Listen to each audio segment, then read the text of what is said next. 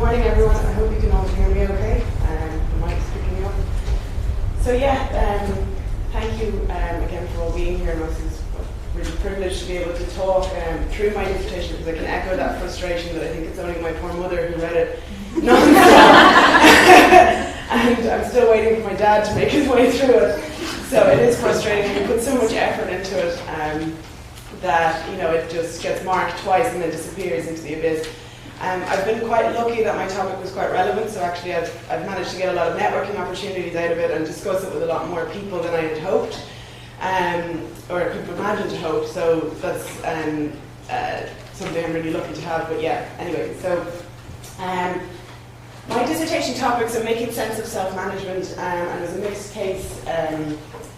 mixed method case study. It was an exploratory piece of work that a couple kind of stumbled upon in trying to find a topic, because like many around this time I was very confused, didn't know what I was going to do, was thinking to do something around entrepreneurship, but couldn't quite narrow in on a key question. So the topic kind of came out of discussions with, we had a speaker come in and talk, and I kind of picked up a conversation with him offline, and the topic kind of stumbled across. So basically, with the problem being that, okay, organizations are operating in an increasingly complex way, and rather than this top-down, we're becoming a chain and web of connections, and the way we work in this web is changing. So the current ways of running organizations, very deterministic, efficient, causal, very much old school, that's becoming kind of reaching its limits. So, and this is very much echoed by challenges of employee engagement, improving leadership, or building meaningful cultures. So the question is, well, why? Where do we go from here? Is there a new possible framework we can look at? And I stumbled across complexity science, and this complexity theory proposes self-organization and emergence as a new way to understand organizational life. So my research aim was to look at how individuals can make sense of self-management, which is the term that's in the kind of corporate area, that's the term that's been organized, or that emergence and self-organization is taken. How do they make sense of it, and what are the various influencing factors, perceptions, assumptions, experiences? Basically, can we understand this theory a bit better in the kind of organizational life sphere, because it's still quite new, it's a very new area of study. So the idea being that, okay, the old framework has reached its limits, so can this new framework propose a new way of doing work? So complexity theory looks at nonlinear feedback networks. So it challenges science and our current way of thinking, that basically breaking things down into individual parts has its limits, that you have to look at the interaction of those individual parts.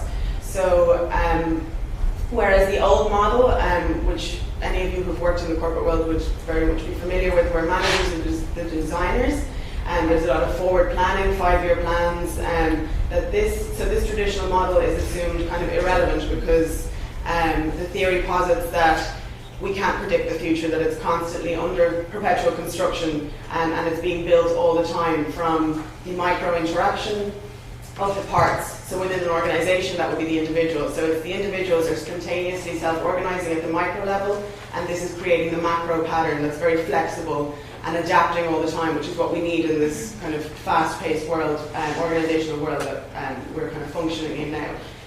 So this new framework is proposing this new way of understanding, where each agent has their own principles, and they interact at a local level, and no individual determines the pattern, that it kind of it's spontaneously comes out of the various interactions and movements, and it's on us to kind of create this in organizations to allow for more movement, for more interaction, more diversity. And then, so in terms of my own study, obviously, are there organizations that are already doing this? Of course there are, and there's been studies, quite a bit of research done on these. So for example, we all know Google's Facebook, but there's even more broader ones that I would have studied during my bachelor's, so SEMCO, IDEO. There is definitely, and even in Holland, a very popular, famous one called Bergzorg. So, and all in kind of different areas, but a lot in the service industry. And there has been studies done on it within these companies, but in terms of my research, I wanted to look at where it doesn't yet exist and try and understand, can it exist in a company where you would assume it not possible? So for example, with my case, I looked at a company where it was very monotonous work, very blue-collar type work, and trying to look at the perceptions that works. So how do individuals, my main question was how do individual members perceive and make sense of self-management? What perceptions surface? Does it already exist, even though it's not in the company as such to begin with, and what are the challenges and enablers? And I'm running out of time. So in terms of my findings, so I did a mixed method. So I did a quantitative and then a qualitative. So I would have sent out 150 surveys, and only 46 were usable, and then I talked with 12 interviews. So in terms of some of the findings, so money and career drivers, one of the questions was, are these people driven by money, which is a key assumption of blue-collar work? And actually what came out is that no, it's seen more as a necessity than a driver. In conversations, age was seen as a limiting factor, so a lot of the thematic or the qualitative interviews drew up that people are limited by that the older age group don't want the responsibility to be self-managed. But actually when I quantitatively tried to test that was quite inconclusive. And the other side that came out of the quantitative was that proactivity actually exists despite no visible network. In terms of the qualitative, there was various narratives that came out, but the main thing was that with this strategic narrative of 5-year planning and kind of looking ahead, the macro executives very much saw it as something we should do, but not necessarily something we want to do. The family narrative was the more important kind of, we need to breed a culture of psychological safety and encouraging workers. And self-management was kind of, when I probed for it, the meso manager, the biggest challenge was the manager who struggled to give away the control and very much saw that people below them wouldn't want it. Whereas when I spoke to the actual base level employees, they were very frustrated at not getting opportunities. So what, in terms of taking it further to, because this was an exploratory piece of work, there is still scope to kind of take my research and start doing more with it. So structure and leadership is already very much in the research as enablers and inhibitors, as possible enablers and inhibitors, and my study very much confirmed that. In terms of proactivity, so what I was able to show is that proactivity existed despite routine and structure, that the people individually could very much organize themselves. An interesting thing was the individual traits that the company very much tried to make people equal, and we're all equal, we're all one big family, but actually that came out as being quite a frustration, that diversity was very important, that people didn't like being seen as equal.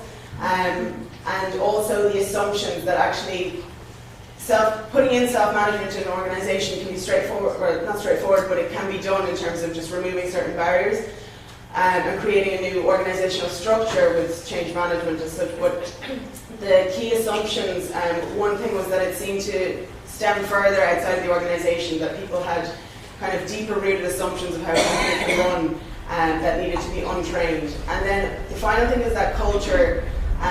So this whole family seems to be really, really important. In current literature that I was reading, culture was kind of assumed as being present, whereas actually in my research it seemed to be as a really, really important antecedent before self-management can take place at all. So I don't know if I've gone really over time, but that's wrap it up there. I'm really sorry I can't hang around for the Q&A.